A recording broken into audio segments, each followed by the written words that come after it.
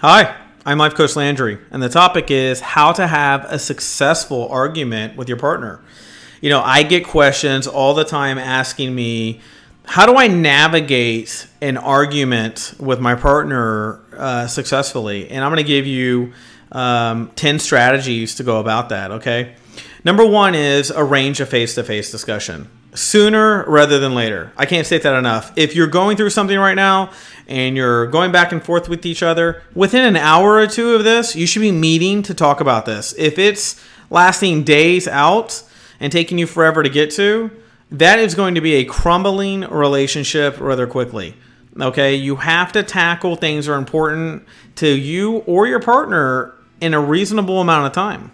Okay, so arrange a face-to-face discussion. Number two, wait until the right time and right place, and this goes with arranging a face-to-face discussion. Okay, so if you know they get off at work at 5, then you might want to say at 7. Give them a 2-hour break, decompression time after they get home or whatever's going on. But don't not navigate these type of things. Okay, you want to wait until the right time, right place, but you don't want to wait days to do it.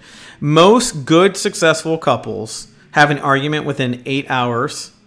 And then they meet to resolve it within 8 hours. In other words, if you fight it at 12 o'clock in the afternoon, by 8 o'clock that night, you two have already talked about it and it's squashed. If it's not, then you set up a time to follow up. You don't just ignore it because you didn't agree. You find another time. You go, let's talk about it tomorrow when we get home from work again.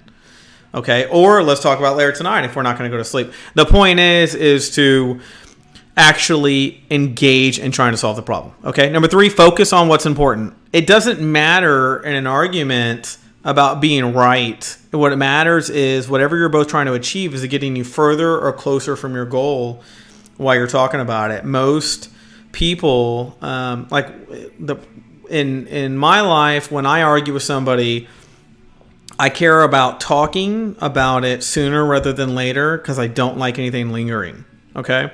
Lingering feelings leave stewing feelings. They leave other things to get combined. Then all of a sudden you got this one little argument and then things start coming from over here and they start sticking to it, right? So then you're like, oh great, now I got a bunch of things coming together versus it started off as this little ball we were going to work on. And now that we've waited 2 or 3 days, other things are coming to light that they want to talk about. That's counterproductive, okay? Frame your arguments and your perceptions from a we standpoint. Only make it I when you think it's really about how you feel and not about the relationship, okay? Number 5 is listen to the other person's point of view.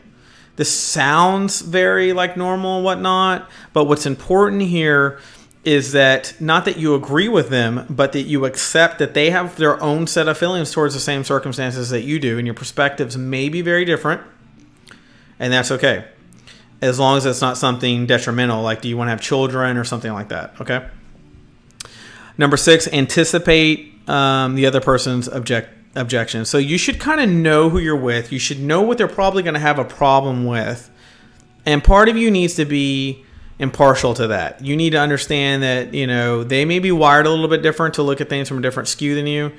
And because of that, you need to be able to adapt during it. Which brings me to number 7. Avoid attacking. There's nothing productive in a couple when it comes to trying to resolve something attacking each other. Attacking their past, attacking someone else, whatever. Your focus should be on you and them and what's going to bring you closer. Again, is it taking you further away or closer to your goal? If you want to be with them, attacking them brings you further out. So in other words, if they bring something up to you, and your response is, well, you did it too, or you did the following, then you're basically playing tennis, right? You're hitting the ball back and forth, and you're turning your relationship into a volley match and not a, hey, let's not keep hitting the ball back and forth. Let's just hold on before we continue and try to simmer this down. And this means you have to be rational during the conversation, okay? Number 8, be ready to make small concessions. Every relationship, you have to be able to understand you're probably during that conversation going to find areas where you didn't know their perspective, and now that you do, you may change how you felt. So your need to be right in certain areas may be pulled back a little bit. Be prepared for that, and that's okay. It's okay to not always be right. It's because if it's saving your relationship, who cares? Right? I mean, if you need to constantly feel the need to be superior and put someone down and interrupt them when they're trying to tell you something, that's not a relationship. That's you trying to own everything, which really means you need to be single.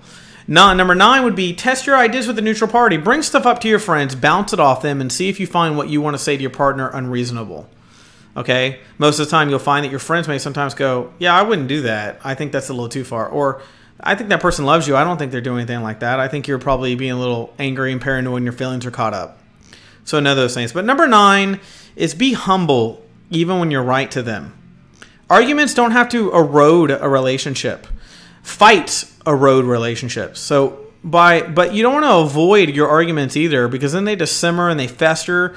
The more time you let go by, the more you're mad at something you read in a text that you just don't talk to them for 2 or 3 days, is the more your relationship will erode, right? Because you're not watering, you're not giving it nutrients anymore. You're basically avoiding what's going on. And I think if you follow these steps, so that I said, and engage in productivity, both of you and your partner can have long-term fulfillment. It's really simple. You know, I've never understood when I've coached somebody or when someone's written in when they don't communicate, okay? The only people that you should not try to communicate with or that it's broken is when they've cheated on you. When you've lived with them longer than 1 or 2 years and you've moved out, that means it's over. Too big of steps have been made to go back. You've outgrown that relationship. Or number 3, when you try to talk to them, they constantly interrupt you, they're dismissive of you, and they think they know what's best for you versus yourself. Those are narcissistic people. You just move on from them. There's nothing you can do. These things don't help you win or be humble during the relationship. But if you have a good, healthy relationship, but you notice during arguments there's a little bit of erosion left over, or there's things that you would just like to see better connected, these 10 tips are going to help you, okay? So I hope this information was helpful to you. If you want to contact me, my email's below. If you want to watch me on iTunes, my iTunes link is below. And I will talk to you soon. Bye.